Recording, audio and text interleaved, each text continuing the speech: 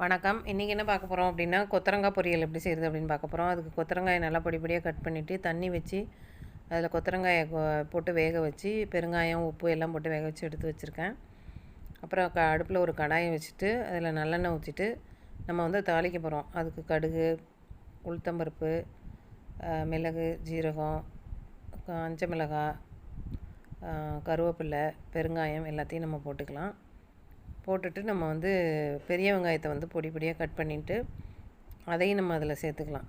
சேர்த்துட்டு கடைசியாக வந்து நம்ம வேக வச்சு வச்சுருக்கோம்ல கொத்தவரங்காய், அந்த கொத்தவரங்காய் அதில் சேர்த்துக்கலாம். கொத்தவரங்காய் எப்படி நீங்கள் வேக வச்சு சேர்க்கும் போது அதில் வர்றவங்களுக்கு கேஸ் ட்ரபிள் இதெல்லாம் எதுவுமே இருக்காது, நல்லாயிருக்கும். செஞ்சு பாருங்கள்.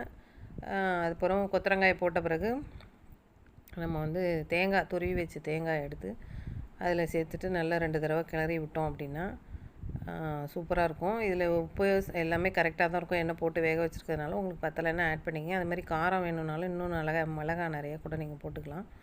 செஞ்சு பாருங்கள், சூப்பராக இருக்கும் இந்த பொரியல். செஞ்சு பார்த்துட்டு எப்படி இருக்குன்னு சொல்லுங்கள். என்னோடய ரெசிபி பிடிச்சிருந்தால் லைக் பண்ணுங்கள், ஷேர் பண்ணுங்கள், சப்ஸ்கிரைப் பண்ணுங்கள். இன்னொரு ரெசிபியோடு உங்களை சந்திக்கிறேன். நன்றி, வணக்கம்.